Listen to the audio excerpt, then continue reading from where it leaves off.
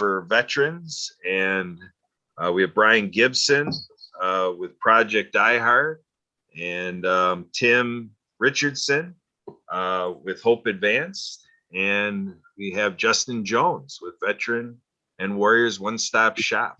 And so kind of aside from all of that, the work towards veteran continues with a whole lot more people and individuals and entities, including Zach Clayton from Community Pay It Forward. And we have a recorded message that we have available to everybody after we're done with this group here. But I want to welcome in Ray Jackson, doing a little sound check here. Ray, are you on and ready for the show? We are live on Facebook and recording. Yeah. Yes, I am. So I just got up home from work, so I'm kind of just raced. I got called in this morning to one of the restaurants. There was an issue that happened, so they called me in about 8 this morning, and then I was able to get out by 3. So it's about a 45-minute drive. So, but yeah, I can hear you. Yes. Okay, very good. Thank you for joining us. And we did have a session just ending about 15 minutes ago with Barbara Weinstein from Florida. She's working on getting connected again. So hopefully we see her chiming in the next 10 minutes. And Denise was on a couple other podcasts we had. We had World of Ability podcast earlier. And then we did another separate conversation with Barbara and Denise, Emily and myself. And so now we have a new crew here, and we have Maria Zaney joining again. She was on with us with World of Ability, and she's coming back to be a part of this veteran conversation. Hello, Maria. Hi guys, how are you? What time is it over there?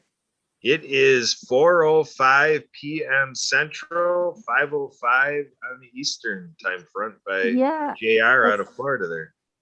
It's 5 minutes past 10 at night here in Scotland, so greetings from Scotland. Greetings from Glasgow in Scotland. That's where I am right now. Very good. So Ray, you want to set the stage a little bit for kind of sharing with our audience kind of what is all lined up at this point, what we know today that we're anticipating for February 22nd using the Kalahari Resort. We're limited to the first 200 people that buy up their tickets to be a part of that part of thing, and then everything else is online. And Ray, you are on mute, so if you come unmuted and then take it away. There we go. Sorry. Thank you, Kurt. Yes, I will. I'll move forward with this. So, one of the greatest things that are going on right now is obviously 2222, and with our organization and what we are, our event that's happening in Wisconsin. Excuse me, it's Wisconsin Dells, Wisconsin. It's the Kalahari Resort, but it's actually in Lake Delton. So, if anybody's familiar, I'll give you a real quick. Lake Delton, Wisconsin, and Wisconsin Dells is one of the it's the largest park capital of the world, and we have major resorts here. And so we are going to Kalahari, which is in several states in the United States and several states here. They are basically sponsoring this. We are going to have that at the Kalahari at the convention. That day, Kurt, we have a lot of events going on, all the way from the job fair, which will start at 9 a.m. And in that job fair, we're going to have a lot of Wisconsin companies that are going to be there and promoting their HR department and promoting their jobs and their benefits and what they can offer to veterans. And with that, as that's going on, we have some ball drop. We have a ball drop coming. We have a smash party, and then at the end.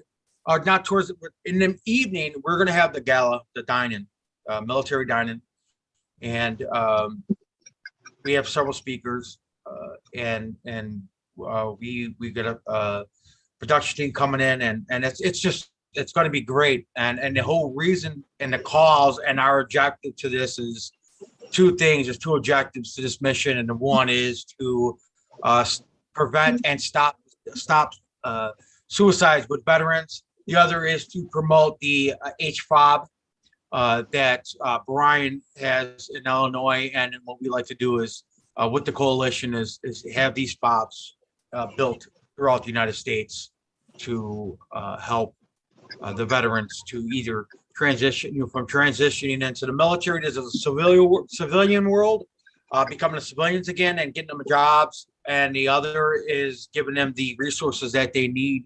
to be able to job as far as not keep jobs, but job training, any other resources that the veterans that they need. So.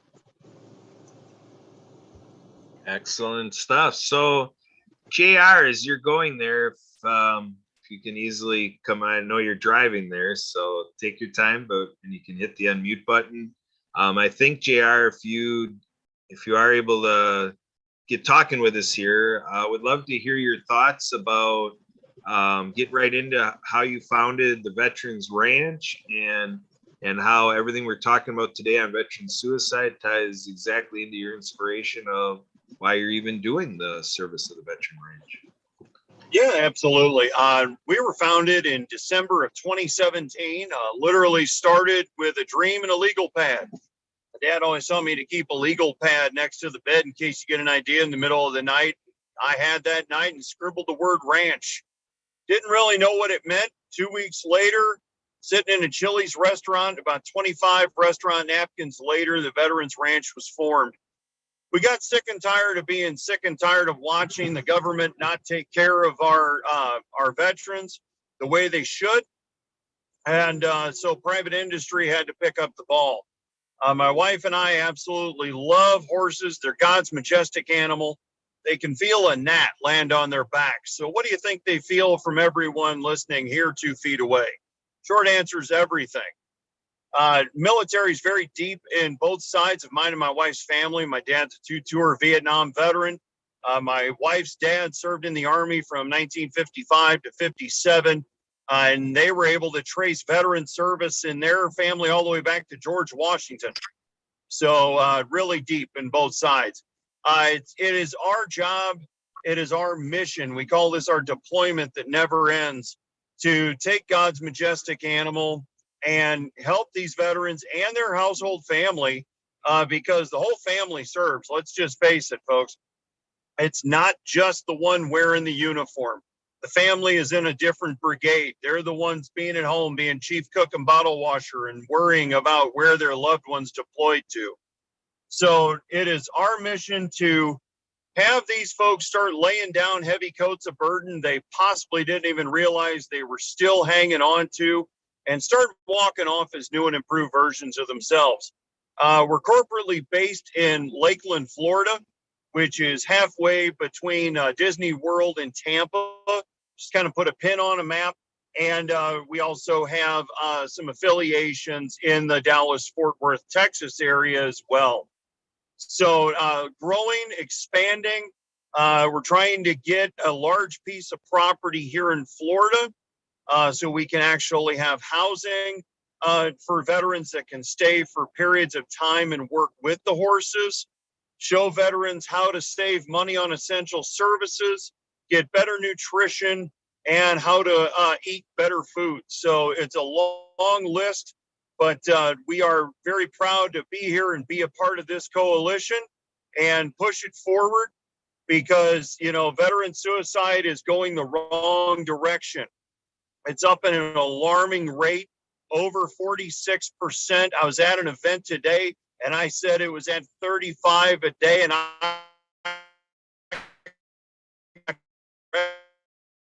it's going the wrong direction. And through myself and our organization and this coalition, it's our mission to get that headed back downward, not upward.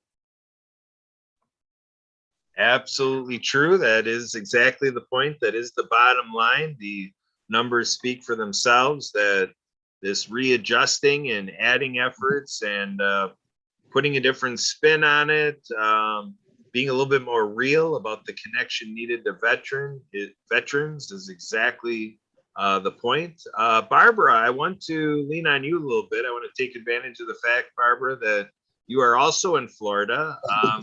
Barbara, give some reflections on what you heard from JR, and that you've got a great nonprofit there in your home state, Florida, with JR and the Veterans Ranch. And anything else you want to offer, Barbara, to this idea of how we're losing our veterans to suicide? Well, what I'm thinking is that the man here who's like a leader of a whole community of people learning yoga, learning how, but not that, that aggressive yoga, unless you want that, the physical yoga, but more the yoga of knowing how to relax and knowing how to get that place where you're so in touch with nature. It just feels so good just to be alive. And he right now is looking to buy land in Florida. He talks about, how silly it is that everyone has to have their own washing machine and their own dryer, and the idea of being able to share. And what I have to share when I lived on a kibbutz in Israel for 6 months. And that kind of concept where somebody wanted to write a book really bad. So the whole community said, okay, you just work on your book, we'll come up with like the food and everybody having like a nice place to stay. And we would play musical jobs there. So nobody was always the garbage man, or no one was always the person in the kitchen, or, we were taking turns, and it was a very, very joyful community. And, when I talk about how I'd like to network, I'd like to take some of the education that I have and the experiences and the people that I've met and help people, put our energy together, our forces together, our energy as far as money goes, our energy as far as farming goes. I know so many great people, David Wolf, who created a foundation for Native Americans to be able to live on fertile land again, because he has a lot of knowledge on how to take land that's not fertile right now and make it so it's fertile land. And Florida is such a great place to grow things. And, it would just be wonderful to be able to get people together in the near future to talk about what resources we have right now and what people are wanting to do, and maybe where people can join forces or, encourage each other. That's what this is all about. We are here to encourage each other and encourage the viewers and listeners of these podcasts to consider what they might be able to do across the next month. And Maria, I just want to check in with you. I may have misunderstood. I thought you were leaving already, but you're still on. But did you want to add something, or do you got to go? Yeah, no, I think it's really important to understand that veteran suicide is on the increase, and it's also on the increase across the globe. The problem when you do leave the army, you're leaving the family, you're leaving the unit, you're leaving comrades, so you're on your own. And it's men and it's female from the armed forces feel lost. So it's how can we reintegrate them into society? How can we make them to because when you go from a war zone back to your own country, you're probably hyper vigilant and hypersensitive, and you've probably seen stuff that that your brain can't process. So you're probably more likely to suffer from PTSD and lots of other issues as well. And some do unfortunately come back disabled. So there's a lot of issues that needs to be addressed. I mean, I'm not in my family. My dad was in World War II, so I do have family that were in the armed forces. But the armed forces now are more like more of a peacekeeping role as well, and it's important that we give them back love and respect. And it doesn't matter to me what side you're on. It's about giving them back humanity and making sure that they have a home to go back to.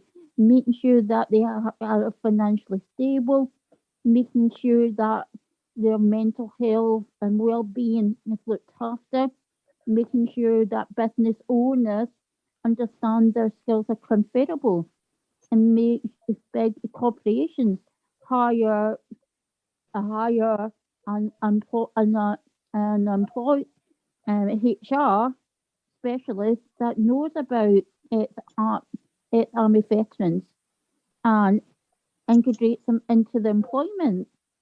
And also, like JR says, what he's doing with the horse therapy is really important, that we help them have become part of a family again, because they are a family. And it's important to remember, it doesn't matter that because they're like, for example, they're brothers and sisters, and you have that strong bond. And when you go through the training, you go through stuff, they're the only ones you can talk to, because they've been through it and they can understand you. And it's so important. For example, like, a lot of people don't know that a lot of female army veterans are human trafficked because of the PTSD. They're homeless. They feel like they could feel potentially abandoned, and potentially they could feel disgruntled. What was their service for? And it doesn't matter what war they served in. They served. And it's about being understanding that without the liberty that they give us, we would not have the freedoms that we have today. Without our forefathers going forward. And war is brutal. There's no doubt about it, war is brutal. Most people don't want to go into war, but you have to defend people's rights. And it's about, and now the most of the army is now doing like a lot of peacekeeping work. Because you've got the United Nations, you've got them going in to such volatile situations. And a lot of them volunteer to go into situations that they put themselves in harm's way. And that's bravery. That takes bravery and takes sacrifice. And it's not only they that sacrifice, it's also their family that sacrifice as well. So it's about being of service to every single human being on the planet. Anyway, that's me. I hope I was eloquent like what I said. And save the date is so important, because like GR said, 46% is a huge number. And I think you were saying something like with 37% in the US commit suicide every day. But times that by how many people across the globe or who are in the armed forces in their country, add that to on top of that figure, what's the global number? That's my concern as well. What's the global number? And why are not big businesses not hiring more and more and more army veterans, because they've got transferable skills? There's no excuse. I'm sorry if that sounds blunt. There's no excuse not to hire someone if they're in the army. There's no excuse. Help them, reintegrate them, help them to be reintegrated. They deserve that. They deserve our respect and an admiration for what they do. I agree, Maria. I agree. And one of what you mentioned, and I'm not a veteran myself. I have family. My father also did 2 tours in Vietnam. My cousin did 2 tours in Iraq. And I have my nephew who's done 2 tours in Afghanistan. My other cousin did. So one of the big things, and I was actually at work today, and I was speaking with another veteran that was there that works with us, and his major thing is PTSD. PTSD. That's all he kept saying. PTSD. Meanwhile, that's, and like I said, I'm not a veteran, but I've seen it, and PTSD is one of the major causes. And Absolutely. and a lot of, and it's something that has to be worked on throughout years. Even with some of my cousins, my relatives of mine that are going to be at the convention that are veterans and police officers, and they've gone through years of PTSD recovery. Absolutely. And the problem is PTSD doesn't affect just affecting. It can affect every human being that's been through a trauma can end up with PTSD, and it's really important to understand that. Yes. And yeah. It's more prevalent right now, but we have to support the veteran community, like what JR is doing, like the equine services. Horses are beautiful, because I grew up, JR, I don't know if you know, I grew up horse riding in Scotland, and in Italy there's wild horses where I'm from. So so we used to take wild horses. We used to take horses through to a horse festival in the mountains of Italy in Bardi. So I love horses. Horses are the most beautiful animals on the planet. They're so intelligent. Yes. And what I wanted to say is that PTSD. This is not just veterans that are coming out of, coming from coming stateside and coming from overseas war, and these are veterans that have been in several different combat that are Air Force, etc. But what I wanted to share was with us, Onward and Upward, Kurt, Emily, and all. Our Onward and Upward is we're doing great things. But I want to share a video of a veteran that we just helped this past fall. And Kurt, is it okay if I just share my screen and let's just watch this video of a veteran that we took in that was actually homeless, and he's 10 years in the Air Force. We got him off the streets and got him a job, and he's doing just phenomenal. Is it okay if I share this video? We do have he gave us the rights to share the video, so. Yeah, let's do that. I think this is a good time to go ahead and share. Any chance we can see directly from our veterans, it's perfect. Yep. So, yeah, let's bring absolutely. I got it. Great. Yeah, let me share my video, and then I'm gonna share this real quick, and this is from our website. This is Veteran Dave, 10 years and served in U.S. Air Force. He was 6 months. He was homeless for 6 months. He's employed. He's at housing. He has a car. He's got a.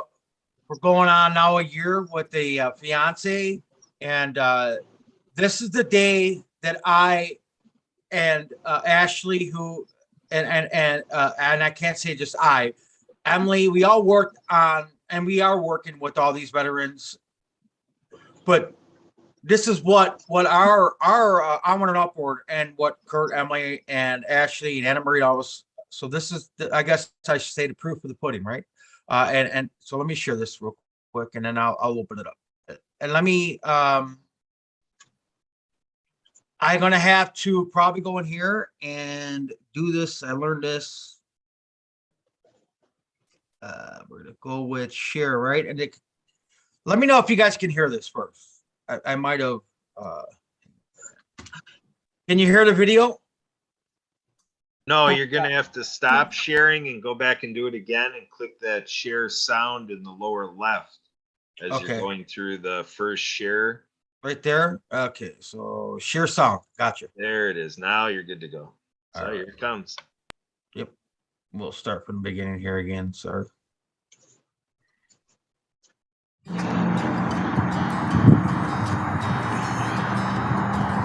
So here we are, bringing Veteran Dave in to the motel, starting the program with us.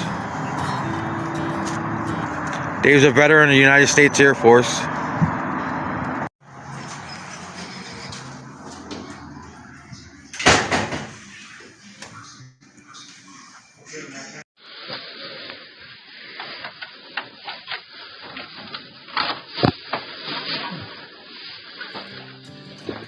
It's a nice room.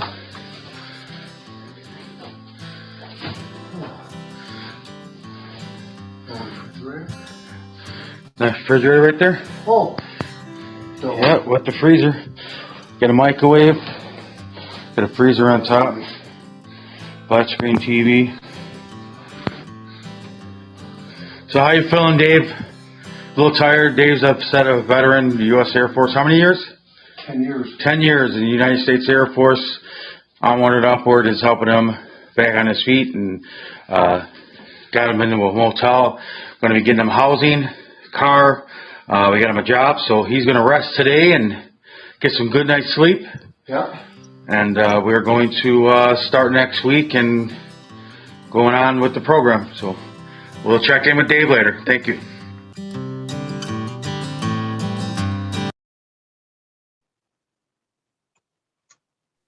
Okay, so that's one of many that we help out. And Dave himself suffers to this day of PTSD. And I spoke with Dave yesterday evening. He called me, but yeah, he's got a car, and it was funded by another organization here in Wisconsin that helps veterans to get cars to go back and forth. Dave works with with McDonald's, who is partnership with us, and he's a maintenance, and he works part-time, and he does get his benefits from from the Department of Defense, or he gets it. I'm not familiar with his benefit. He gets his benefits from the military, disability benefits, and but that's just one of many that we work with. And with the PTSD, we have many more that we are working with to record, but some people just don't want to be put out there and show their, they don't want to go and be put on the camera. So, but the story of this is PTSD is real, and it affects everybody in all different ages in the world of the veterans. Absolutely. Good stuff, Ray. Thanks for sharing. And Ray, I just want to take a moment to give recognition over to Denise Vargas of Live Creatively Inc. Denise took a logo concept that we had started. Anne Marie Oblivion had put together a logo concept. Denise Vargas took hold of that and made some improvements, modifications, and so forth. And so she is displaying it on her virtual background here on Zoom, so we can see it, and you'll see it as we continue to do our work here on the event for February 22nd. Denise Vargas, are you out there available to make some comments in our podcast right now? Denise Vargas, can you unmute? There you go. Hi. Yeah, first of all, it was my honor and really privileged to be able to do this. It meant so much to me. I just want to just go back to what Maria was saying earlier about family. And, family takes care of each other. When you think of your mom and dad nurturing you and your big brothers and sisters helping you along the way and guiding you and giving you advice and just really being there for each other, it really pulled on my heartstrings when she said family, because that's really, they took care of us. And I can't stress this enough, that we need to take care of them. We need to be there. We need to just figure out, what do you need? You don't need a handout, you need a hand up. And that's why I love that image of someone pulling their brother, their sister up. You know, doesn't matter where you are right now. We're going to help pull you up. We're going to help build you up. And it's what it's all about. Let's just keep being there for each other. And I remember speaking with Anna Maria Bliven about oftentimes if you've been in, you know, in service for 10, 20 plus years, and you've always been told what to do, how to do it, when to do it, and now you don't know. No one's telling you what to do. And that really made me think that, wow, they may not even know what they want to do at now that they're in civilian life. And as part of what I do as a life coach and career coach is I help people really think about what they want, to dream big, to think about something that they've always wanted to do, but they've always had people kind of shut them down and tell them that you can't do that. That's not realistic. I really want them to just really look inside themselves and figure out what they want. Like just imagine, be creative. You know, when we're kids, we have imaginary friends and we have this vision in our lives, and you know, we play dress up and we do all this fun stuff. And then as adults, we forget about that. And particularly when you're in the military and now you're out, you really are at a loss. And so what I would love to do for, again, the family that is taking care of us and has taken care of us for so many years, I want to give back and help them dream big and help them bring those dreams into fruition. So I'm really looking forward to that. There you go. Well done, Denise. Thanks for all of your thoughts. You're with the group here that definitely agrees, and I think we're reaching people that also liked what you had to say. And in terms of liking what you did with that logo, for the first time ever, Denise, Emily just put on her virtual background your logo. So we're starting a craze here, a ripple effect. Let's use that logo and let's get it out there far and wide, showing support for this event, February 22nd. Another thing And Kurt, Brian is here. Brian, who is Brian? Project Die Hard is here. Project Die Hard? What's Project Die Hard? We're having fun. So yeah, invite everybody to go out to projectdiehard.org. You can click on the About section and see that, yeah, we're here with Brian Gibson, founder and president of Project Die Hard, member of Free Spirit Motorcycle Ministries. He continues to serve by forming Project Die Hard to fight the war on veteran suicide and to assist his brothers and sisters in getting the help they need. So welcome, Brian. Tell us more about what you put together in Project Die Hard and how is it the help that they need? Well, being part of this coalition and this event is something we are very grateful for. Again, our mission is to build physical places all over this nation to whether a veteran needs to come for a day, a weekend, a week, a month, up to a year, to get all the help they need, whether it be with equine therapy there with the Veterans Ranch, or onward and upward with job placement. There's just so much that we want to do on our facilities.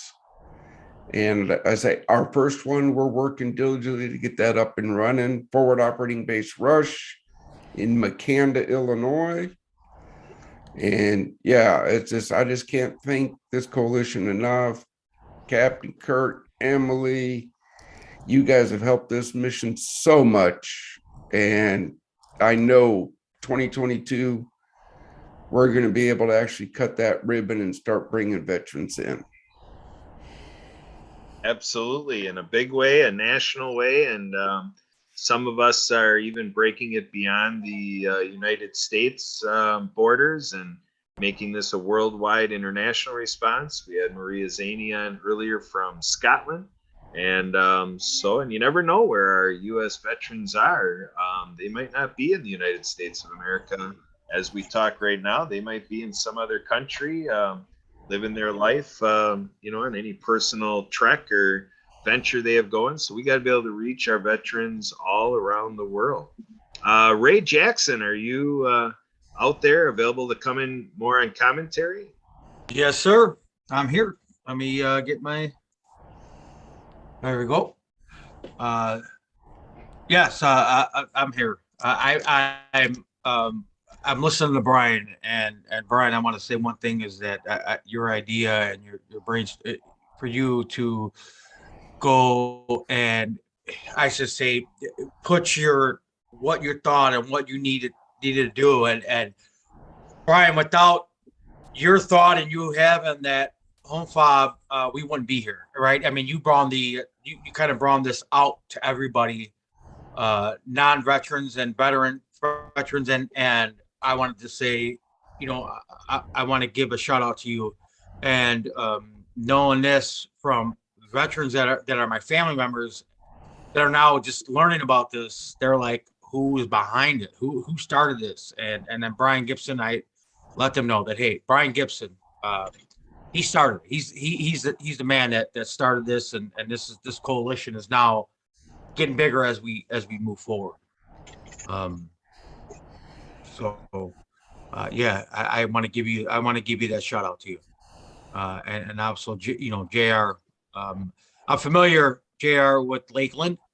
My wife she's from Polk County.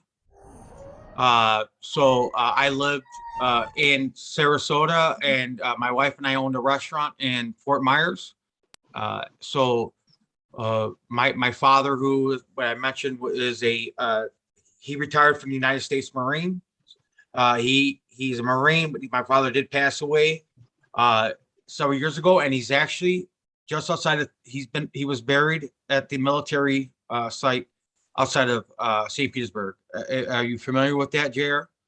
Yes, I am. Yeah, Yes. I was the same way. I moved to Florida in 1999. I heard native Floridian women were hard to come by, so when I found one, I grabbed it and married her. Hey, so did I. Well, hey, we're in the same boat. I mean, we must have been on the same cruise ship. Yeah. We we have close to there's 1.5 million vets in the state of Florida, and within a 5-county radius from basically Polk County down to Sarasota County are close to 450,000 of those. So very strong concentrated area with MacDill Air Force Base in Tampa, and a lot of, just retired vets. So we're in the right place, right time. Extremely proud to be partnered up with Brian and everybody here, and just looking forward to making a hell of a dent in these numbers in 2022. Yeah, absolutely. And like I said, my father's buried there, and my brothers are vets. And I watched, and I'm not going to mention names, but I watched one of my brothers that served in the U.S. Army, was a sniper in the U.S. Army in the 80s. And he did try to end his life, but we stopped him from doing it. So this is why it's such a big impact. And it's, how would I say this? It is so huge to the fact that, and I hope everybody that's watching us and listening, that you don't have to be a veteran to help individuals. You got to ask. And a lot of veterans, and I know this, I'm looking at the camera and say, they won't ask for help. They will not. That is not what they do. It's not what they do.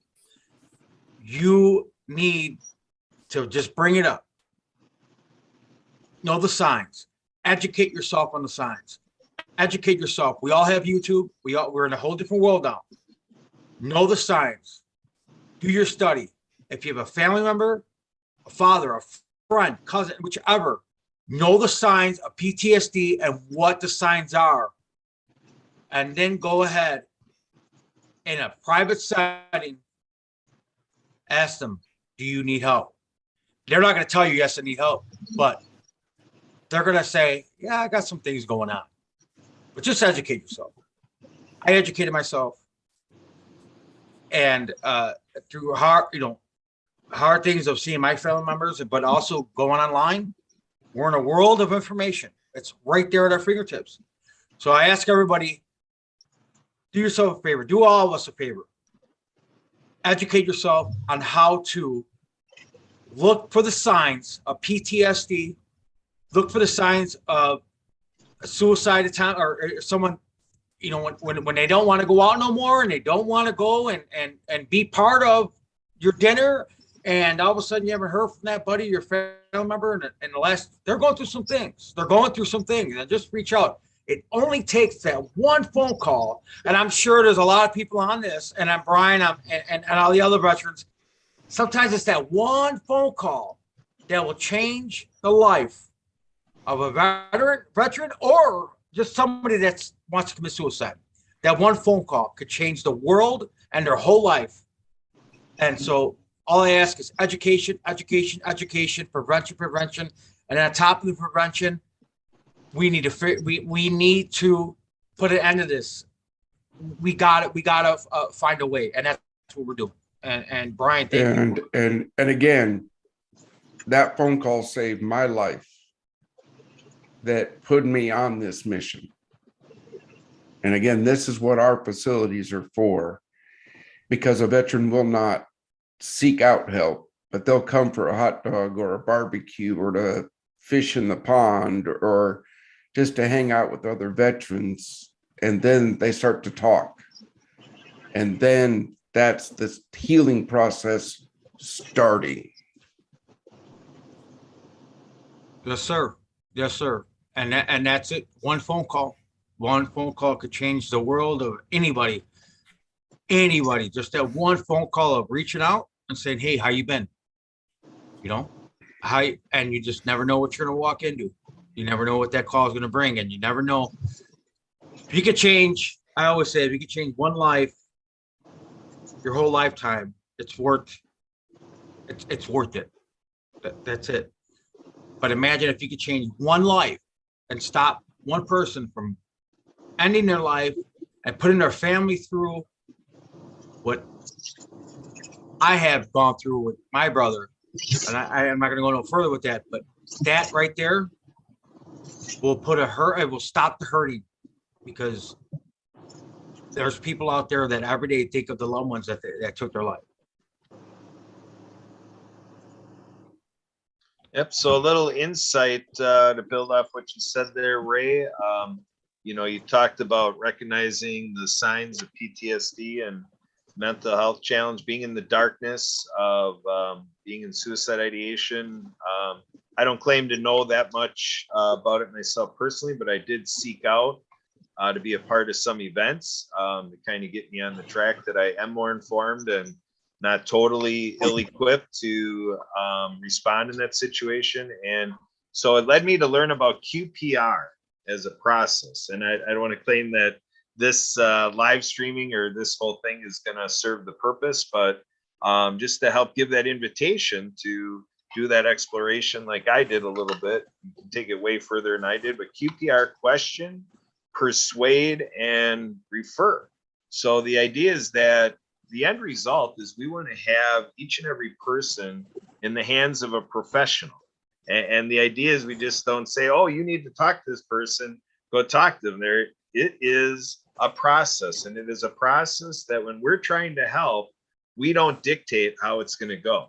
The person who is in need dictates everything. So to get a starting point, it's all about having some questions, or to have a curiosity dialogue and to check in and to get some feedback and, get a little bit of a background to what they're going through and just get a conversation going so you can get in the role of listening. And then when that person shares enough, you'll start to get this feeling like you have been adopted into this role. Like, sure enough, they're ready for you to help. And now you got to go that direction And now it's about persuading them. So again, the end goal is that we want them in the hands of a professional. When we are helping, we don't want the weight of what happens or not on our shoulders. So there's professionals out there ready to handle this. And so you keep going in the conversation with your friend, or even if it's a stranger, with the other person, and you get that commitment that yes, they will stay with you until they're in the hands of a professional. So you've succeeded at persuasion, and then it's the referral process. And it's not, Brian, I've heard you talk to this. It's not about give them a phone number, go ahead and dial. It's we're right in there until that professional is on the line, and until the professional says, Kurt, thank you very much for your help. If you did want to go, I can tell you that I will help your friend and make sure that they get all the help that they get. Once there's that complete handoff, then you're in a safety zone that you can check it off, that individuals with a professional, and that's the best we can do, is to get them in the hands of a professional. And then if you're in that relationship where you can follow up with them again, go ahead and check in and see how things are going with that professional to make sure they didn't give up on that process. So Brian, you want to speak any more into that? Any more insight? I will endorse the QPR program. We actually, before COVID, we held a monthly QPR training because there is a special training for veterans in that program. We had professionals come in and it was open to everybody. And we're hoping to do that again at our facilities. Come and learn that. It's very important that people learn the signs, the symptoms, and what to do when they run across that individual. Right? It's, as I tell people all the time, when you ask a veteran, hey, how's your day going? That's a pretty loaded question, because you might be that voice that you might have to take 2-3 hours just to listen, because they might open up to you. Yeah, Absolutely. You're right. And I, Brian, I had to cut you off, but even as a veteran, and you as a veteran, but I've been down that road of thinking of suicide and almost tempted it, but it's trust, right? Trust. Once you're right, it's a loaded question. And that trust is when that person decides, I'm going to trust you right now. And if you walk away from that, that individual is not going to trust anybody no more, because they don't know what you're going to take with that information and where you're going to go with it. So trust is the number one thing first. You need to build the trust. And if once you build that trust, you better honor that trust and keep that trust and don't run with it, because you are the awareness, you are the preventer. And once that trust is built, you need to honor that trust, because that individual will trust you to the day they died. And that's what it comes down to is trust. And I hope that's what my feeling is when I went through my episode, was I trust that individual, and I still to this day. And again, this is why our facilities are so important, because their brothers and sisters will be there. And for us that have served each other, we have an automatic trust built in, because we've all been there, we've all done it. So for us to say, it's all right, brother, it's all right, sister, talk. We're going to be that beacon of light that even people can bring veterans to us that need to talk. exactly. So Absolutely. Yes. And so part of the tools that the USA has set up, we have a National Suicide Prevention Lifeline, 800-273-8255. And they're also using text. Some people are getting help by texting home to 741-741. It's all a free crisis text line. And there's other more broad-based resources if people are looking for help beyond that. The American Foundation for Suicide Prevention, 888-333-AFSP for American Foundation for Suicide Prevention. That's 888-333-2377. And if you're really doing an exploration, you can add on Suicide Awareness Voices of Education, 952-946-7998. Suicide Awareness Voices of Education, 952-946-7998. So the point is there's a lot of agencies and organizations all over the place to make sure that we as individuals are not alone. We can get plenty of help, people to reach out to, volunteers, professionals, paid staff. There's a big network because mental health is a huge commitment in the realm of health and human services. And so it just takes a little bit of effort to get out there and figure out if you've got a good 211 response, where you can just dial 211 or star 211 on your cell and get to some staff that way. But definitely keep priority with the National Suicide Prevention Lifeline, 800-273-8255. If you're in a suicide situation, suicide ideation, that is the staff that really specializes on that experience and can give you the most direct help that you need if you are helping somebody with suicide ideation. And then check your other health and human services agencies when you can, to make sure there's that constant consideration of what a person could do to get the help that they need. Because again, the person going through it is not necessarily thinking that way, that they're going to sit, and there may be a little bit of embarrassment, and there may be a little bit of a barrier mentally that they need to go through to actually open up and accept that help. And to build off a little bit of the idea of, veterans don't ask for help. The other side of that is, I heard a story a couple weeks ago where a friend was telling me about a trip he took out to family. It was to respond to family, happened to be out to the Appalachian Mountain areas. And so coming down a mountainside to a lower area, was in an RV, a motorhome type of thing, and an old one. And the motor broke down, had a breakdown, and it was only like an hour and a half to sunset, stuff like this. And so spent a lot of time roadside wondering what they were going to do. Not close enough to family to get a response that way, and far away from home. And you're always thinking about what you're going to do when you're out in the public. And lo and behold, somebody responds that this friend tells the story, accepted the help. And I tell it here because it ends up that once they got to know each other and figure out what was happening, my friend got to realize that he was being helped by a veteran. So a stranger veteran.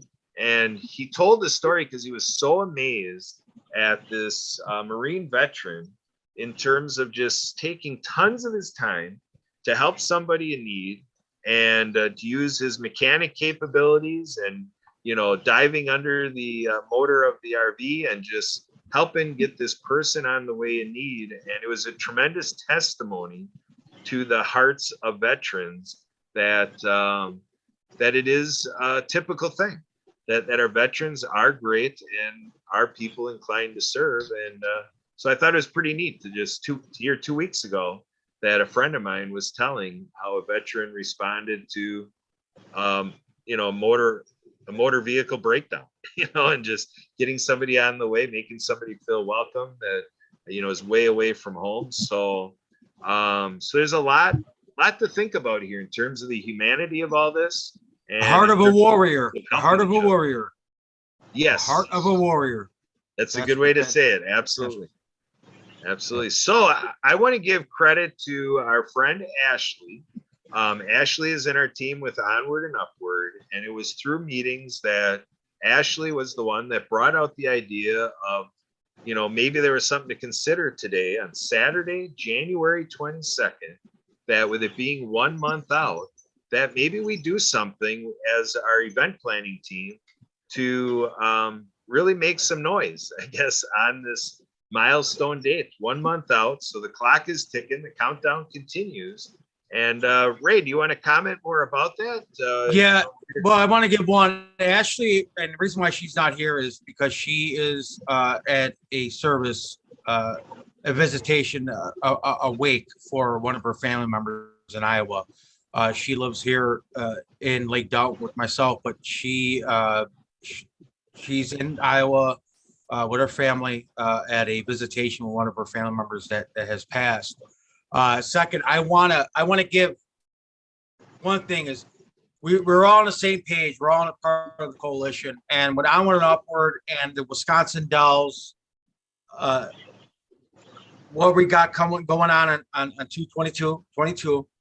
If anybody wants to attend, any veteran that wants to attend, we have a job fair. Excuse me, we have a job fair. We have speakers coming. We also have several active military members that are going to be there. If you are someone that's watching and you are someone that you want to help out with the veterans and you want to help out with the cause of the home fob, and you are living in Wisconsin, you want to attend or donate, you can give myself a call. My phone number is 608-853-0016. Once again, that's 608-853-0016. That's my personal cell phone number. You can also email.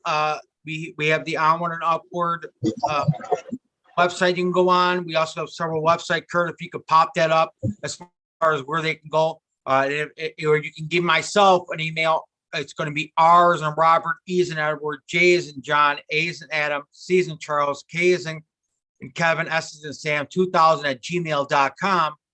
And we will work with you and your organization. And if you want to attend, there's going to be a gala and there's going to be a dine-in that's going to all the money that's going to be brung in through this event is going directly towards veterans and the HFOB. And so everything that we're going to bring in is going directly into the cause on the coalition.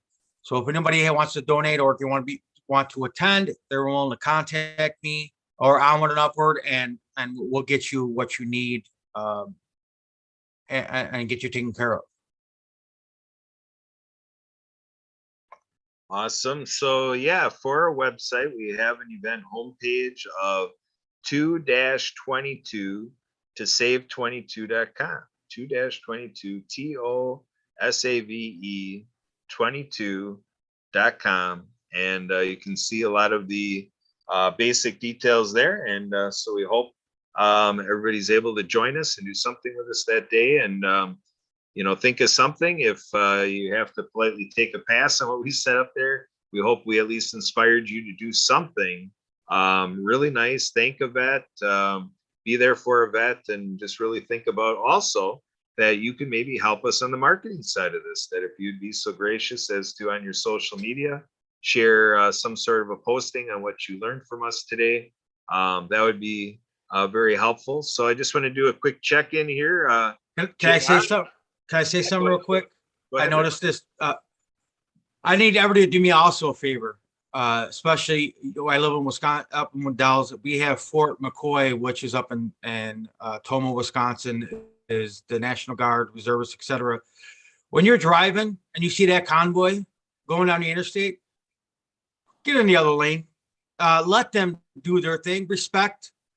They even though they're training, they have left their family for the weekend or for the week or for the month. When you see 22 armored vehicles and a convoy of the United States military, just give them their space and give them their respect, and let them they stay in the right lane. Let them be part of the convoy. Keep the convoy. Do not. I always say this, and I was telling this, when you have a military convoy going down the interstate, going to a base, it's like having a funeral procession. Don't cut them off. please let them move through, respect what they're doing for us, because they're protecting us. They're going to train to protect our nation and protect your children and protect us. It's hard enough. And I've spoke with several people at the truck stop. It's hard enough for them to drive down that road in that convoy and the speeds that they are. Yes, they're not doing 70 miles an hour. They're not doing 80. Respect them. Pull over, just get it to the Ray- left. Ray, Yes, I'm I got to interject here because I've been in those convoys. Just people, for your safety, tanks don't stop on dimes. Okay, they just don't. I'm just letting you know. Yes, and we had one come. I was just on my way home from work. They were heading up. There's about, I counted 16 units fully loaded with personnel, and these people are just going in and out. I'm like, wow, where's the respect? I mean, that's the respect. Give them that respect. Give them, that driver has got a lot on his mind. All those drivers. And like Brian said, and those are some big rigs, man. I ain't gonna lie. There were some big rigs, and they're not doing 80 miles an hour. They're doing maybe 60, 65. Give them respect. If you have respect, you won't pull into a funeral, convoy or a funeral procession. Don't pull in front of a military convoy and a military procession. Don't pull in or cut drivers off. That's all and I'm not a veteran, but I asked everybody, please don't do that to them. And I'll leave it at that, Brian. There you go. And I want to give a thanks to Brian. Brian grabbed another phone reference for us, Vets for Warriors, just to talk. So it's a toll-free line, 1-855-838-8255. So again, this is another way that you can help, because without Brian bringing this up, I didn't have this in my hands either, but here it is handy for everybody. I'll read it again. Well, Vets for Warriors, 1-855-838-8255. And again, Brian's putting it here. It's a line that you can just call them up to talk. this is staffed by veterans for veterans. If you just want to talk, that's the number to call. I call them. Me, the guy that founded a veteran nonprofit. There's days I call them just to talk. And I see that we have Justin joining us. Howdy, howdy. Howdy, Justin. So yeah, we're kind of adding in a description here for our audience to understand what we're talking about with 222 to Save 22. And Ray Jackson went through all of the details of what the event is, what we're doing out of the Kalahari. We've been describing it's an online event and so on and so forth. We're about an hour into it so far, so we're getting into like a telethon. We have been giving out telephone numbers and website references, getting the information out through this episode. But Justin, you're at the conception of this. This was born through a conversation between you and Anna Marie Oblivion. You want to speak to that a little bit? Let's get us into the heart of where this all came from, Justin. Well, for some of y'all, Brian, you, JR, y'all have all heard my story about me going down that road as well of, I almost was a statistic of the 22. And I don't know what really, but me and Anna Marie was just talking. We was just trying to figure out, I was closing in on my first year, and I was just like, we got to do something big.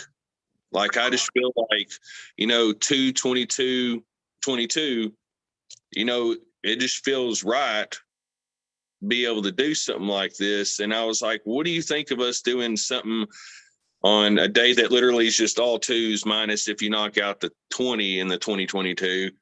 And she's like, I think you got something. And then, honestly, Anna Marie took the idea and just ran with it. And I've always supported her because, she was the one who literally has been pretty much my backbone, everything that's helped to get VWAS where it's at, and man, it's been a beautiful thing, and I'm nervous and excited and every other feeling you could think of. You know, a month from today, I'll be sitting in, you know, the Wisconsin Dells. You know, part of the day I'll be nice dressed, but that night I'm definitely going to be looking sharp because I done went out and rented my tux, so I'm going to be looking, you know, pretty sharp for that night. Granted, you know, we can choose to wear our military uniforms, but the only time I've ever shaved my beard with my military uniform was when my mom passed away. My brother and I are both veterans. Well, he just retired last year after 27 years in the Air Force, but I don't like to put my uniform on if I'm not going to shave, and I'm a scary looking guy when I shave. So I'd rather just give the people the better looking me than the scary looking me, because I don't want to scare people away from the event. So I wanted to keep the beard and go a little bit more classic and let the people that are still currently serving, you know, let them be the ones to show off their, you know, their dress blues, which honestly, I don't like my Army greens because we have the greens. They done switched over to the dress blues, which looks actually, I think they changed them up again, but They're wearing the new pinks. Was that what they're called? The new pinks? Yep. Oh Lord. They're based on the World War II design. And to me, they look better than what I had back when I went in, because I think I've seen the new uniforms and they look a lot better than the Army greens that we had. But yeah, I think it was August or September of last year when me and Anna Marie, you know, we was doing the VWAS meetings, and you know, the whole 222 concept came up, and like, I ain't gonna lie. I'm currently sitting here watching the Tennessee Titans play the Bengals. And of course, Derrick Henry, who's number 22, it just came back after an 8-week absence from the season. And lo and behold, I'm not gonna lie, if everything, which I know in my heart everything's going to work out. So my goal is next year, since obviously we're having the event in Wisconsin, I think we should switch it up every year. That's just my personal opinion. And I'm actually going to try to push for the Opry Mills Hotel in Nashville, Tennessee, and try to get the Tennessee Titans involved, because the general manager is actually from Union City, Tennessee, where I'm from. And I'm hoping that, you know, Tennessee, you know, we got our name the Volunteers for a reason. Military service in the Battle of the Alamo, but really looking forward to a month from now, and really looking forward to the future of what our organizations are going to be able to do to truly impact and change the lives and help change the lives of our brothers and sisters, because I've been through the struggles, you know, addiction, mental health, which, I mean, you still deal with that on a daily basis. It's just what you do. And it's really about trying to keep your focus on fixing yourself and not worrying about people being judgmental, because that was one of the biggest things that I know happened to me, because I lost a lot of friends, which that showed me right there that they weren't truly friends. It's the people that stick by you, encourage you, motivate you, and want you to succeed. That's the kind of people I prefer to be around these days, because those years that I was in my dark time were people that were doubting me, putting me down, say I wasn't this and that, when really, I'm, you know, not to toot my own horn, but I'm an amazing person. I got a very good, how can I put this? I have a good mindset now these days because of the help, but it's just a simple fact that I sit there and promise myself that I'm going to, you know, I'm choosing to honor my fallen brothers and sisters. I'm choosing to honor my son, because my son, I'm going to be the person that he looks up to. So I got to sit there and mold him and show him that no matter what battle we go through, no matter what obstacles, as long as you stay strong, keep motivated, you can make it. Absolutely. So JR, did you get to your destination? Or you had a stop sign? Wanted to reach back to you to see if you had any thoughts to add in before maybe you're getting busier and you are in mute. And I know you're trying to get out of your vehicle. I don't want to inconvenience. Yeah, it was. No, it's okay. I just hit the home front. Yeah, I mean, I'm just going to reiterate what everybody else has been saying here is that it's a very important mission. PTS is a very big, important deal. We've all gone through it. You know, we've all gone through something in our lives. I have vets tell me all the time, look, JR, we don't own PTS. It just gets slapped on us, obviously, because they go through more than most folks do. But that's why for everybody watching out here today, why this mission's so important, why you need to get behind it, because you're meeting some organizations today that you've probably never heard of. And you see them on TV every night, the top 5, 6 veteran organizations asking for $19 a month. But I'll compare it to small business versus big business, okay? The world will survive with Home Depot and Lowe's and big corporations, but the nation won't survive without the entrepreneurial spirit of mom and pop, you know, financing their house twice to keep their restaurant going. And that's what you've got here in front of you right now, folks, is you've got some small veteran owned and ran nonprofit organizations that are boots on the ground every single day and getting it done. And I mean, getting it done. You know, out there, you know, Brian's out there doing wiring himself on a pavilion on his property. Brian and I just spent the weekend together last weekend for our event we had for Horses and Heroes Jamboree. And, you know, we both got to see what each other's capable of doing. And, you know, you're looking at some folks here that are not afraid to get their hands dirty. We're not sitting in an ivory tower in some office with, you know, I call it the IBM syndrome. The big building syndrome. We're not sitting back with our boots up on a desk. We're out getting our hands dirty. And I'll finish it with this. You know, we're always bringing awareness, but folks, awareness is done.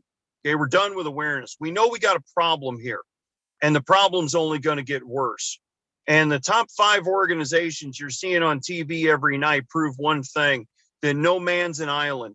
Even the money they pull in every single year is not putting a dent in the veteran suicide problem. So support this coalition, support the Veterans Ranch, support Project Die Hard, support VWAS, support everybody that's on here tonight, and help us help the ones that served us all every day. The fact that we can get on this call, the fact that you're on Zoom or on Facebook or YouTube, the fact that we can do that is because what the 1%ers did that raised their hand that said, I'll go, send me. Okay. That's why we're here doing this today. So I'll conclude by saying, you know, help support this coalition. And before you know it, you're going to start seeing us on TV. You're going to start hearing our names as a first name basis and as people that are committed to getting this job done. Well said. That is an excellent, I couldn't put it together the way you just said it, JR. Thank you for doing that. That's a perfect way to sum this all up. And so Denise, I want to give you a chance. You've been listening for quite a while here. Denise Vargas, are you at a place where you're ready to come back into commentary? Anything that you're thinking to add right now? Yeah, you know, the ability to be here and listen to everyone speak and share their stories. And it just, again, I can't stress enough how honored I am to be able to be part of this and to really see it come alive together and bring awareness. And I loved when Brian shared, just talk. Sometimes that's all we just need to do, right? Is just talk and have someone just be there with us and listen, and just no judgment, no fixing, just talk, just listen. There we go. Good part of it to reiterate, and thanks for adding all of your thoughts there, Denise. Barbara, I want to check in with you. Any final thoughts, or did we catch everything from you, Barbara? Ah, thank you so much, Kurt. Yeah. I listen and I think I've heard people talking, forever, and I can't wait till, when we're out there, we're taking turns, we're out there, like, me getting my hands dirty. I don't know who here has ever heard about rainbow gatherings. Not this is a Hopi Indians rainbow, where they said in the future, Mother Earth's going to be sad, or plants and animals will be suffering. Don't worry, there's going to come a great tribe. Many nations, many colors are going to come and help heal the planet. And so on the 4th of July, without fireworks, there's always people gathering, camping out, and trying to create a vision of what we hope for the future. There's no money exchange. People are sharing and teaching each other whatever gifts we have, whatever we can share. And I was so excited to be able to earn a t-shirt that said, I helped dig a shitter from the Rainbow Gathering of 79. And it was like, feeling like family, feeling like this huge extended family where we're conscious together, and children are really safe to play, and we can know each other, we can understand, we have a lot of compassion, but we have a strong people to build on that vision, that nobody has to feel that they don't have love in the world, because I can't imagine people hurting each other who I I want to say the right words, but when they asked Malala, the little girl that was shot in the head when she was just trying to advocate for female education, and she didn't die, amazingly, and I believe she got a Nobel Peace Award. But she really believes that it's lack of education that makes it so people can become so cruel, can become mean to other people. And when we talk education, right away, I think family, I think like sharing how much beauty there is in the world. And through history, there's been a lot of good, and that's what we need to, like gold miners, like we're digging for gold, in the stream, right? We're trying to find what's beautiful, that people have evolved to now, more conscious than ever before, and share that, having fun, taking care of each other. There's so much to be creative with, so much like to learn and to help. I look forward to being able to do that, and thank you for your long patience with me. I come from people of a lot of words. Well done, Barbara. Thank you for adding your flair. And Justin, I want to bring you back in here. Anything else you want to get in before we end our podcast event here? What do you have, Justin? All I got to say is support the cause, people.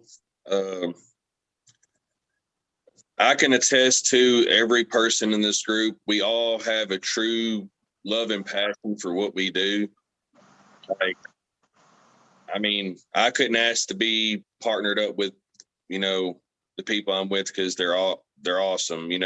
I've had the opportunity, like I wanted to go to JR's, but it was kind of a last minute thing, but I have had a chance to meet with Brian. I've been to the building. The future's looking bright. We're to come in and slay it. I know we are, and we're not going to hold back anymore. For years, that's all, the system just ain't working, and what better people to take the reins than the very people that served our country. And to me, that right there says a lot about, how we have, adapted and overcome through our situations to be where we're at today, to be able to, extend those offering hands and be able to make sure that our brothers and sisters don't go down that same road, our path that we've been down, because it's not a pretty place to be. For sure. For sure. That's an understatement. So Brian, I want to give you a chance. If you have any final thoughts before we end this, feel free.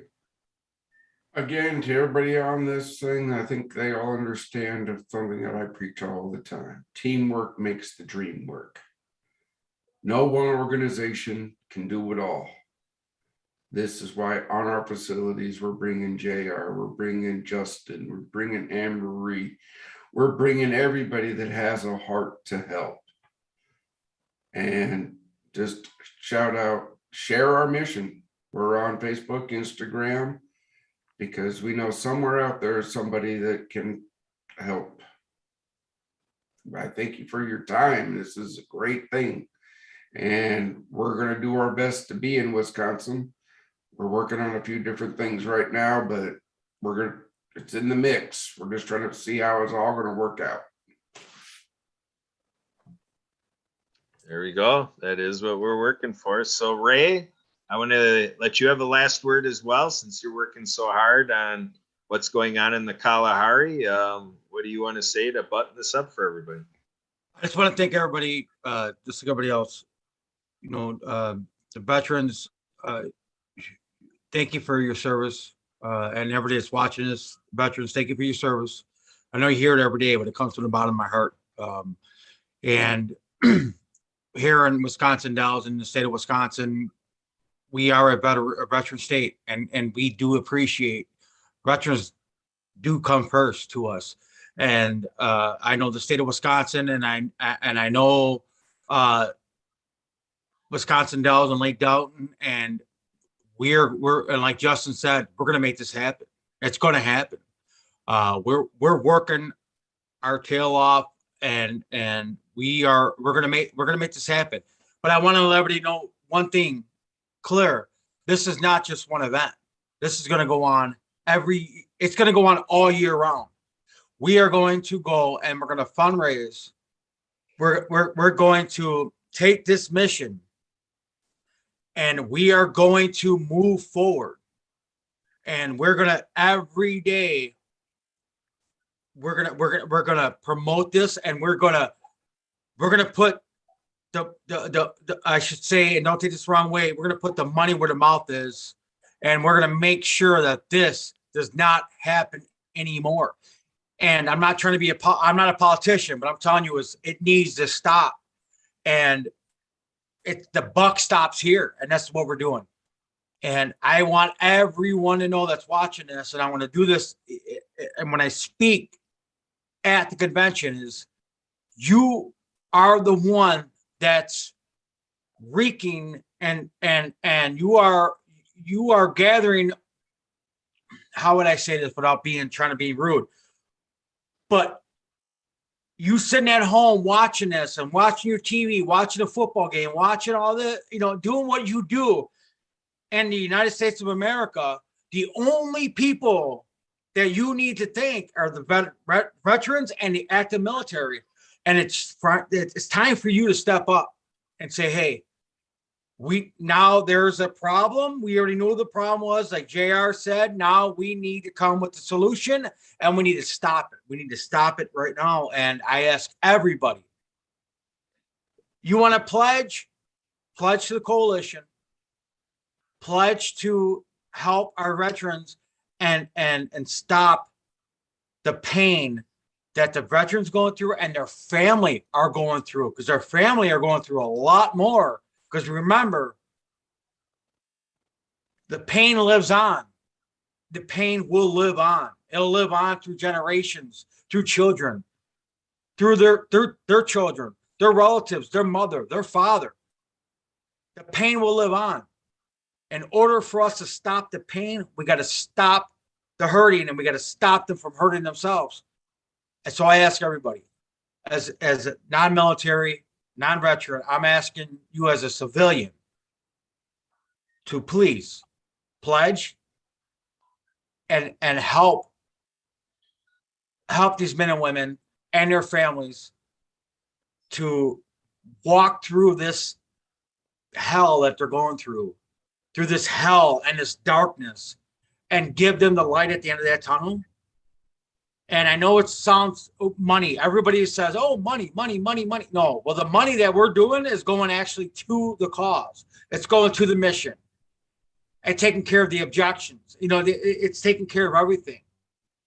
But we won't stop here. This is just the beginning. It's a stepping stone, and we're going to kick every damn door down from now. And if it takes 30, 40 years, and if my kids carry this on and Brian's kids and every other veteran's kids carry this on, we're going to kick these damn doors down.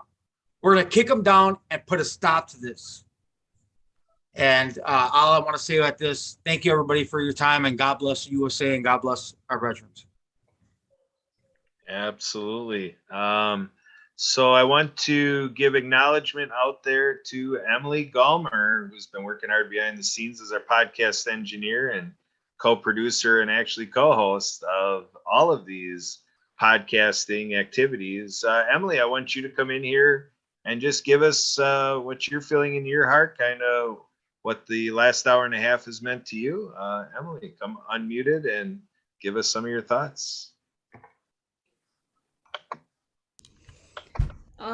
First of all, I wanted to thank all veterans for their service, and I think this was a great hour and a half conversation. So we are going to leave it at that. Final thought I'm going to give you is that when we look at the numbers, unfortunately, if the averages played out in the last hour and a half, the statistics would tell us that unfortunately there's some chance that we may have just lost 2 more since we started this episode. So let's think about that. 222 to save 22, 2-22 to save22.com. Brian shared with us in one of the meetings that when you look at the whole realm of suicide, 1 in 5 victims to suicide is a veteran. I'm Kurt Roskoff, pleased to be with the Veteran Coalition, Onward and Upward, supporting VWAS, the Veterans Ranch, Project Die Hard, Peace, Love, and Hope for Veterans. And we got Hope Advanced, and I think I got them all. I didn't miss anybody, did I? So we have our 6 veteran service organizations, and want to share a little love out there for Zach Clayton. Emily, by chance, with everybody here, I don't know what kind of time frame you're on, but we did take a video statement that went 20 minutes. So I don't know if anybody's going to stay for that with our team here, but we can do that, Emily, if you have that ready. Otherwise, we'll just handle that separately if you're not ready for that. So Emily, can you make a little commentary? Yeah, I can. Yeah, just give me 1 minute. So you're thinking within 20, 30 seconds, you might be on top of that? Yes. Okay. And Okay. I want to close this out, Kurt, just so you know, with a video that I'm going to share. And so let me know when you're ready. Wait, say that again, Ray. What are you looking to share? Ray? I'm gonna close this out with the video that I want to share. Well, actually, if you could do the video before Zach's, that'd be great, because I think yours is shorter, because Zach's is 20 minutes. So let's go to yours. I was just doing a pledge of allegiance by kids throughout the school system that was a while ago was cut short, by several whatever, but schools now are doing pledge of allegiance again, back in the school districts. So. Oh, fudge. Okay, yeah, just remember to hit that share sound button as you're going into the screen share controls there. And before you actually share the screen, make sure we have the sound. So let's do it.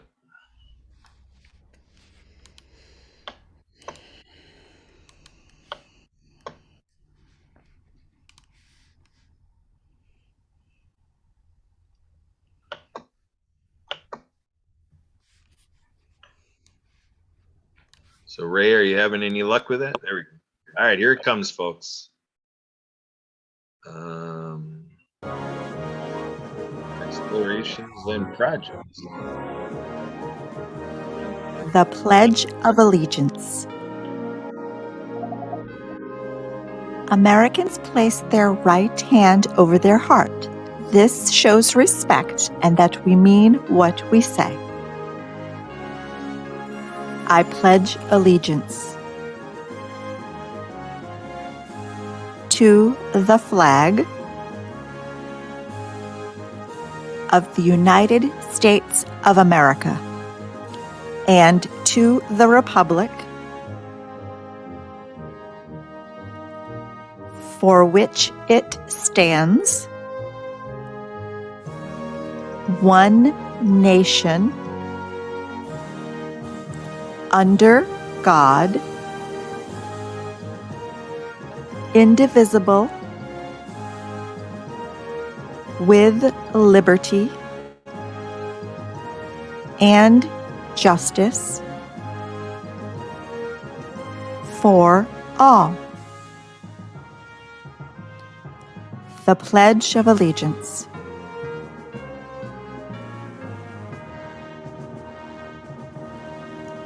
I pledge allegiance to the flag of the United States of America and to the republic for which it stands, one nation, under God, indivisible, with liberty and justice for all. Thank you for watching. Please give us a thumbs up and don't forget to subscribe. The reason for that is that's what the video that they're now the schools are starting because the kids and unfortunately hang on, sorry, I don't know. Full sentence rewrite suggestions. I don't know if you can hear that, but anyways, so my kids are learning this, and when I went to school, we always right away in the morning they had the Pledge of Allegiance, and then you played the national anthem. So now they're bringing that back to the school. So that was a learning that my kids are going through that they're using on YouTube, and each class they're teaching that now back in school, and that's what my kids are learning. You know, so every morning they do that, and now they obviously got screens now in the class. So that YouTube video that I showed is what they're watching. And then, and I hate to say this, but how do we become that? Like now we got to teach high school kids how to do the Pledge of Allegiance, So it's not just elementary school, it's middle school and high school. And they're using that material to teach our children to do the Pledge of Allegiance and the national anthem, and how to put their hand on their heart. I mean, when I went to school, and I'm sure everybody else, when we went to school, that's what we did. That was part of the curriculum. And now they're bringing that back into the school districts and back into the public schools. So I wanted to share that, just let everybody know that our kids are finally learning that, and they're getting they're getting that lesson.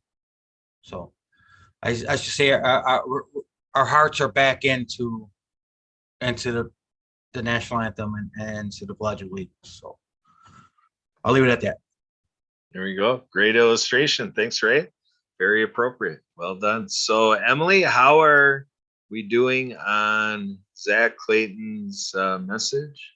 Here we go. Go ahead and get right into it and play it. 22 minutes, guys. 22 minutes, 44 seconds. Yeah, so Denise and Barbara, Justin. Oh, wait, before we play it, why don't we leave the mic open? Anything else from you, Justin, before we get into this 22-minute video? Or are you ready for the video? All I got to say is, like I've said, we're not going to give up on this. We're going to hit this head on. It's a never give up, never surrender. And that's the way it's got to be.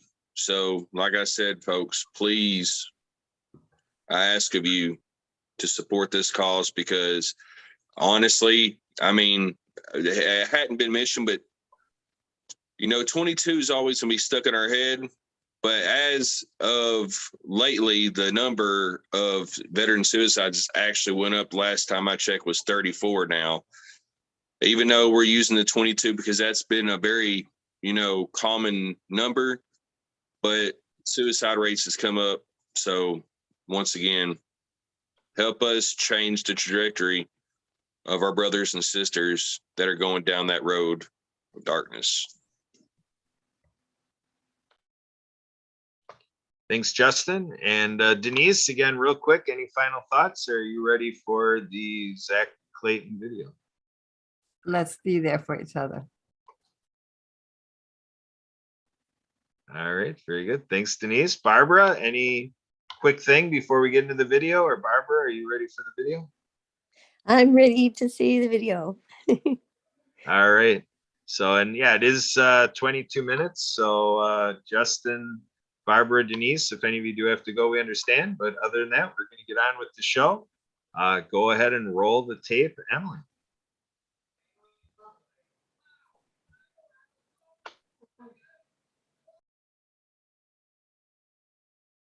No sound. Yeah, no sound, Emily. If you can take screen share down, go back into it. We Sounds. are all Oh, there we go. joined.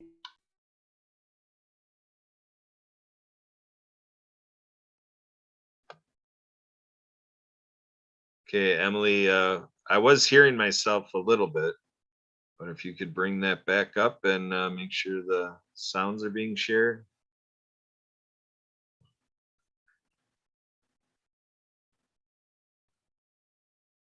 There we go, right at the beginning.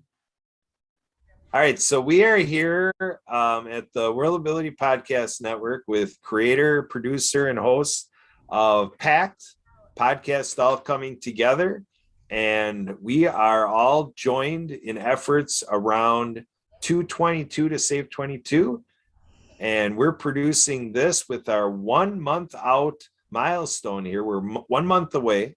So this is a big February 22nd event for veterans that we are here to have actual service to our veterans, actual things that intervene and provide prevention and resources that if we have our military warriors or our veterans in the darkness of suicide ideation, that we are set up to have engagement and to have brothers looking out for each other and sisters and brother and sisters, from the veteran community. All of this stuff is coming together on February 22nd, which is a Tuesday. And so here we are for a Saturday, January 22nd, shout out to just really get people ignited, really create a buzz, and to to just really help people be a part of this great response. So Zach, you want to come in here with Community Pay It Forward, and in your role, what would you like everybody to think about at this calendar marker here of 1 month away? What's on your mind with it all? What are you hoping happens between January 22nd and February 22nd? What we would like to see, and first off, thank you, Kurt. Thank you, Emily, again for bringing me on. It's almost like you guys can't get enough of me or something. Yeah, maybe. Yeah, maybe it's me. I can't get enough of you. But yeah, hey, look, we're going to be part of what you guys are doing, as you well know, on 222 to Save 22. But we're going to take just a little portion of that away, and we're just going to be to Save 22 across the rest of the nation, because we want to differentiate between what you guys are doing, but we are still part of it. I know that doesn't make a lot of sense right now, but we're not in Wisconsin. And I know a lot of you guys out there are not in Wisconsin. Well, you guys can still buy tickets for some of the great things that they have going on there. $22 is not that much to spend on, a little contest, maybe to win something. Even if you don't win something, let's be honest here, you're supporting a great cause. You're not supporting awareness. You're not supporting research. You're supporting action, the action of saving lives. Okay, we're losing our heroes at a drastic, and horrifying number every day. What we are doing in response to your question, Kurt, is we are taking, and anybody outside of the Dells, Wisconsin area, we are asking you to get involved on this day. I don't care where you're at. Look where you're sitting now and say, you know what? Our country wants to stand behind this. Our country wants to be part of this. And what you can do is convince your favorite store, or maybe it's you yourself in a store. Hey, let's give up a small portion of sales on this day, and let's make our sales mean something, not just to our community, not just to ourselves, but to our country, to our heroes who have fought for this country. Maybe not fought, maybe just served in the country. The thing is, there are problems out there that need to be fixed, and we are strong, and we are standing as one with this coalition. We're all working very hard to come up with the solutions to these problems. We've got veterans who are listening to veterans and realizing. We've got veterans who have gone through this, who have had the problems, that who have sat there and talked themselves out of making that end of life decision. But they know what the problems are, and they're willing to stand in front, beside our heroes, and say, hey, let us come in and help you. Community Pay It Forward is going to take our part and ask you to join us if you are outside the Wisconsin area. We're just asking you to simply, on the one day of this year, give a portion of your sales to Saving Heroes Lives. We are supporting 7 different causes. We're adding everyone that is being involved with 2 Save 22. We're also adding Graduated Hope, because this is another portion that can be a second step after the service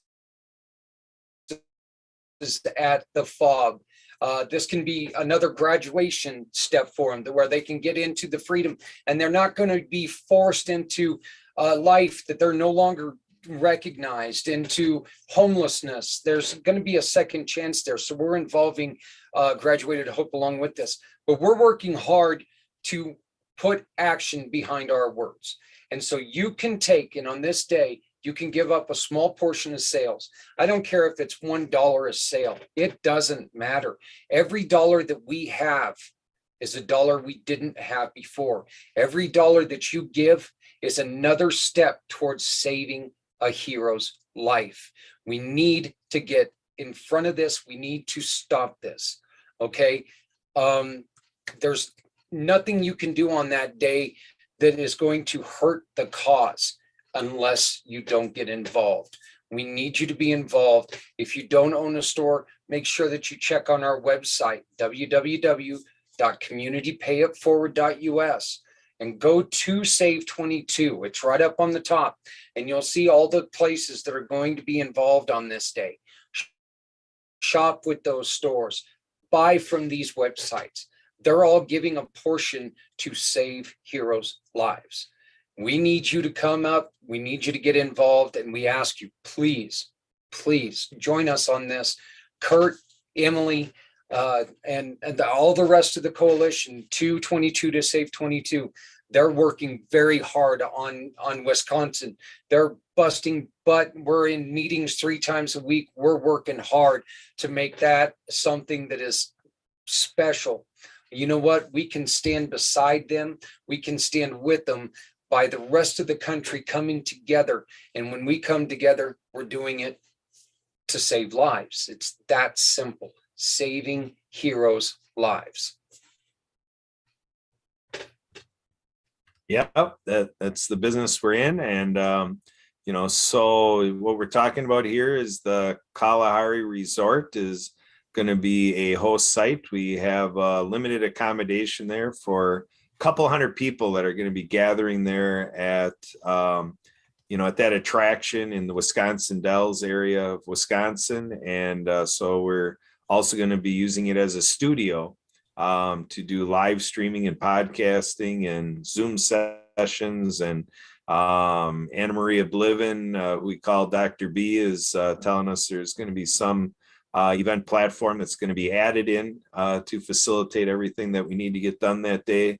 So there's going to be worldwide access. This is a worldwide response to this issue. This is not just the United States of America, USA, an American thing. This is a worldwide, call to action. And so we're going to be learning a lot about the distinctions between the USA and say Canada or the Europe or Australia. Great people in Australia. Yeah, we have a co-host or a cohort that we both talked to in the Happy Neighborhood Project who brought the attention to us, telling us about the difficulties they're having with this, which obviously there's not the numbers, but there's not the numbers of humans there. You saw a staggering quote the other day on the numbers. Can you repeat that? Well, I mean, we are verbalizing that, 37 veterans a day lose their life to suicide. And, these are stats from the United States Veteran Affairs and so forth. And so it's something where a decade ago, it was coming out to be known, the statistic at that time, 22 veterans a day. So we're over 150% of what it was a decade ago. So this is way going the wrong way. And today, Brian Gibson showed us a graphic of what they're doing with Project iHeart. It just is astounding that 1 in 5 suicides experienced in the USA, the person who died is a veteran from suicide. 1 in 5 suicides, a veteran. So. And the most staggering part about that, and Kurt, you can, I think you'll agree with this. 1 out of 5 of every suicide is a veteran, yet only a small percentage of Americans raise their hand and commit to becoming a soldier. So, I mean, you're talking about maybe under 5% of Americans raise their hand in service, and we're losing 1 out of 5. 1 out of 5 suicides is a veteran. That's just, I mean, look, all suicide's bad, but when, those numbers are just ugly. There's and 37 a day. No, we can't do this anymore. We're well aware of the numbers. We need the action. We need you to join us. Yeah, to take a little, step away from the topic to make a point. I want to make a point by deviating a little bit. And if we think of our nation's history in the USA and we think of the Americans with Disabilities Act, a little known fact is that if it weren't for our veteran community, the general advocacy community, the majority of people understand that we would not have an Americans with Disabilities Act. It took our veterans to create that patriotism and to create that legislative commitment that we today have the Americans with Disabilities Act. And so now, I'm kind of looking at this as a strategy. If we're going to get tactical, like they would say in the military, and say, how could we take a good move to address the entirety of all suicide? It would be to really put all the cards on the table like we're doing in the next month. And let's challenge ourselves. Let's rise to the occasion. Let's be like the old days of the Minuteman and so forth, to come into this and to answer the call. And let's find out what a nation and nations and internationally that we can do to grab at the consciousness of 7.8 billion people around the world and to say, what can we do specifically for our veterans experiencing suicide and to address it in a way that we shoot it to the direction of zero. That's our whole goal. Shoot it to the direction of zero because that's our target. 0 suicides, period. Veteran, non-veteran, 0 suicides. There are 0 suicide initiatives. So let's specialize in what it is to help our veterans And what you'll find is that the entirety of the population, 100% of suicides will be served, but we'll have that specific acumen, and the topic of losing our veterans will muster up the household response and get that legislative response. We have a conversation with our governor here in Wisconsin. Governor Tony Evers had a very good call, with our team, with a member of our team, saying, hey, yeah, as governor of Wisconsin, let's see what I can do as governor of Wisconsin. The governor's office is taking a look at this. I'm not going to commit anything for the governor of the office, but we just respect the conversation that that was had with our team. So who knows? Maybe we'll be able to get our president to take a look at this. Who knows where this is going? But this is where we need to go. This is the right direction. And Zach, thanks for everything you're doing with it. Yeah, well, and I just want to put this out. I did some really quick math. Okay, I didn't do it. I've got a calculator. Kansas education. All right, only go so far. If we stay on this path right now, okay, and I don't mind using shock and awe because this is a shock and awe thing. If you're not shocked by this number, well, there's no reason not to be shocked by this number. At the rate that we're going, by the end of 2022, we will lose 13,505 heroes to life-ending decisions alone. That's not an acceptable number to lose that many people, period, to suicide, period. And one of the things that Kurt was saying is, you know what? It's great that the governors are getting involved. It would be great to get the president involved. It would be great. But you know who we need to get involved first is you. We need you involved first. You are the reason, you are the way that we can show people that we're not standing alone, that it's not just a group of a few of us that are together going, kumbaya, we're going to change the world. We are standing together as a nation. It's time that we stand up for something. And I think that this is a great thing to stand up for. Kurt, you have a very good mission for people to do for the next couple of weeks. What is that? 22 minutes a day. You're asking them to do what?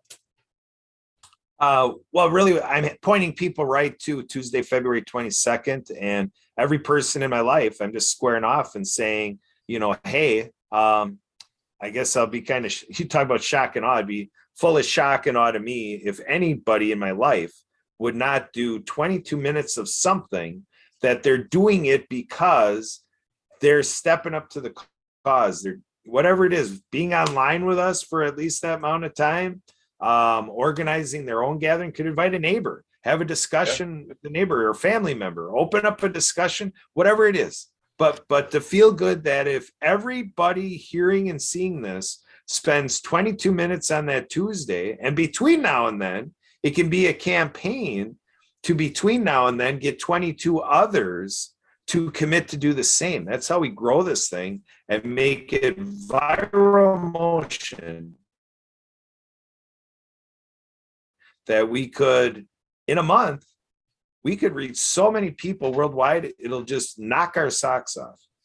We can even raise this up and we can say, hey, you know what, Kurt, we challenge you to, in the next 2 days, we challenge you to tell 22 people about what we've got going on.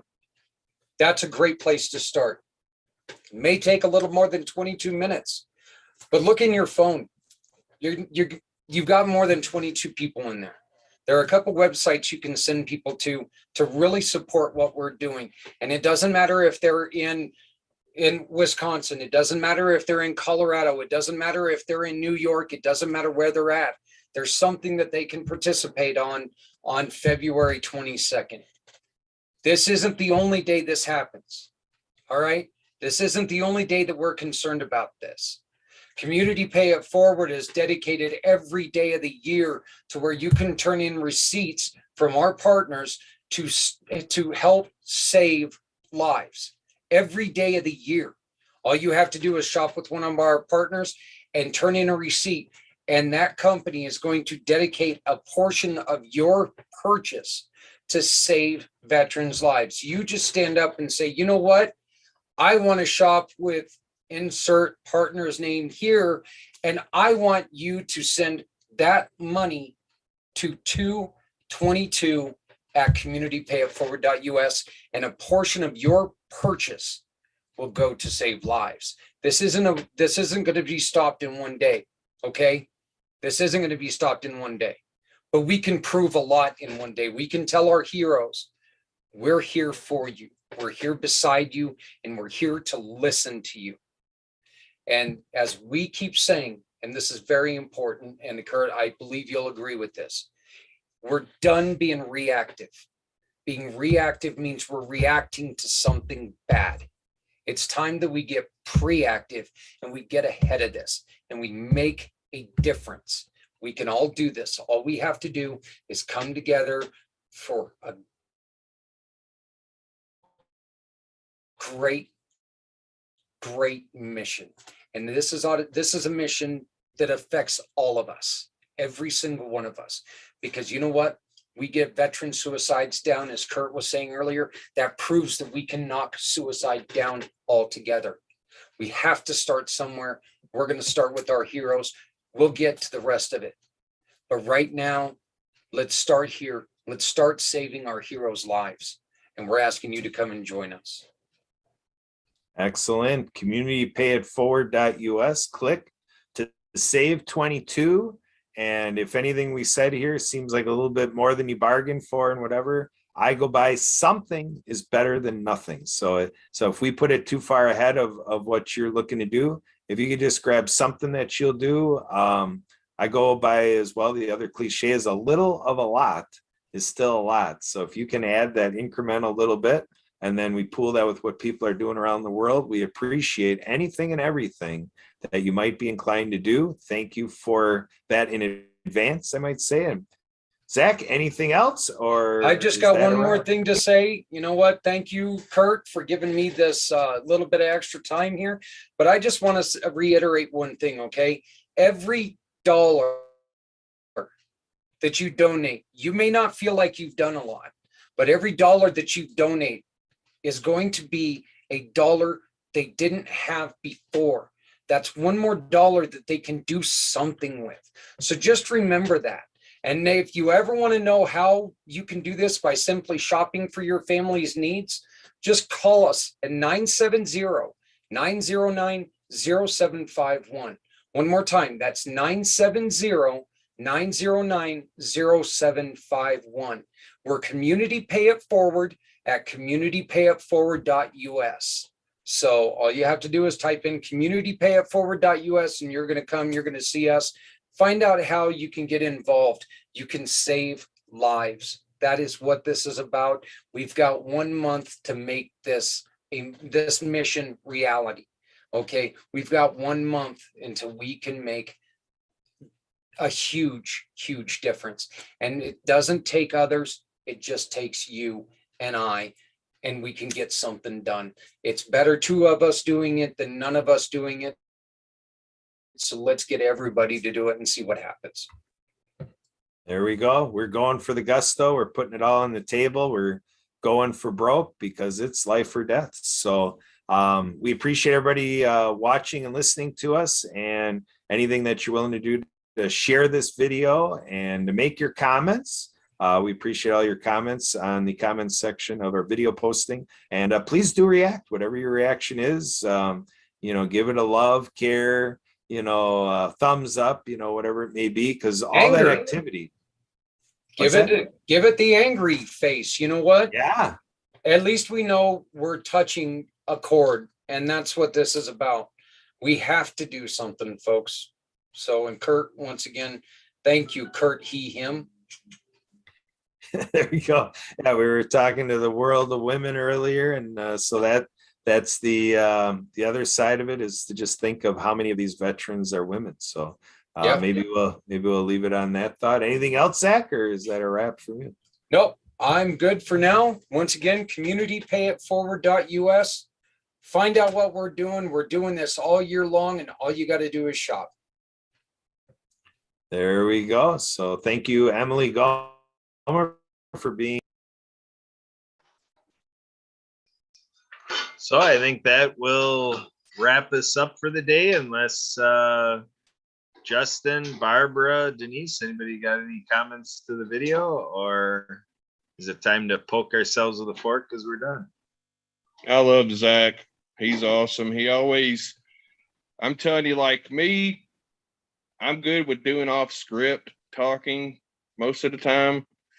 But if I don't have a script, I'm a long talker. You should know that by now. But like, that's what I love about Zach. He can get straight to the point, and it just sounds superb the way he puts it. When I do it, if I just do my ramble, people's going to lose interest. So it's always good to have somebody that's, their mind's not going 90 to nothing all the time, or at least I feel that their mind's not going 90 to nothing, because I know mine is at all times, because, the mission, the nonprofits, everything.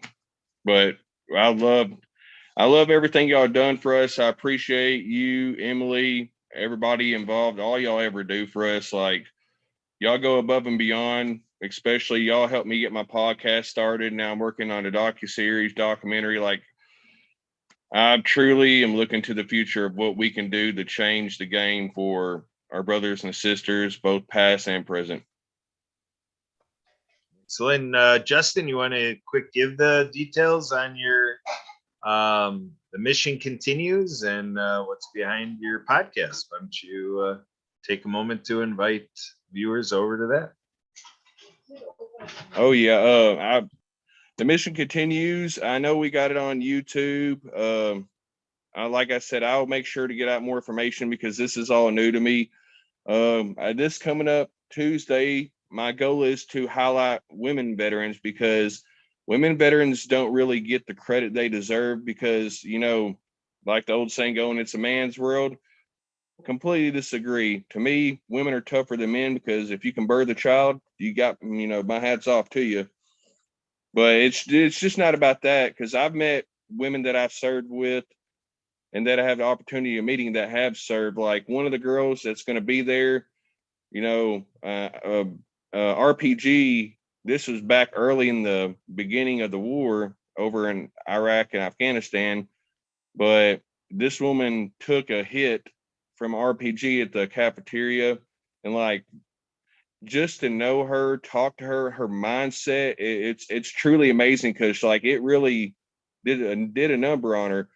But you couldn't tell it by her attitude. She's got the best mindset, and that's what we want for all our brothers and sisters. But check it out. It's Tuesday. We always have it on Tuesday. We do it live at 11 p.m. Central Time, so it's going to be 12 p.m. Eastern, 10 Mountain, 9 Pacific. I don't know about Hawaii. I don't know what they're called out there, but check it out. It's not scripted. It's just, we talk how we feel, because that's one of the biggest problems that a lot of us have, is we're too scared to talk about how we truly feel. So this is an opportunity for veterans, and anybody that comes on the show to speak how they feel, but also highlight the changes and what we're doing to bring change to our brothers and sisters. Absolutely, yes. So we're pleased that you started the mission continues. It's a great way to say it, that even when you leave active duty, the mission of life carries on, and got to keep that touch with what your mission is, no matter what day in your life it is. So yeah, that's a good one. So yeah, we're building up our audience for that. So please share it around. The mission continues, produced every Tuesday and restreamed out through Transform You Media Network. So it may be other days that you're getting it on a fresh live streaming. So I want to check in. Speaking of the ladies, the women, Denise and Barbara, any last words, or is this a wrap? I think Justin said it beautifully. I think I want to end with that. All right. So Emily, I'll pass it. Oh, Barbara, go ahead. Oh, I wish I want to be able to share that. I know all these people that have these strong feelings and how we come to communicate. I'm excited when I hear people say that people should talk, they should be real, they should be authentic. And it'll be fun to become friends, seeing that there's truth behind that. That it's like, yeah, it's okay. It's okay to have some different strong feelings than ones that I have. And there's a place I believe people can really meet in the middle where we realize, we really are one in heart and in mind, when, especially when, we're being happy and healthy. I don't know how that communicated, but I hope it did. Yes, thanks, Barbara. Thanks for being a part of our premiere special edition podcast here today. So we gave it a good couple quality hours. So we tend to be doing things like with Noah's Ark 2x2. So there we go. The numerology continues. And so if anybody has anything they want to address from our podcasting today, our special program, feel free to reach me. abilitymkenow@gmail.com, 262-372-1754 for calls and texting. And with that, I'll pass it back to you, Emily. It's time to wrap it up and put a bow on. Emily Gomer, take us on out of here.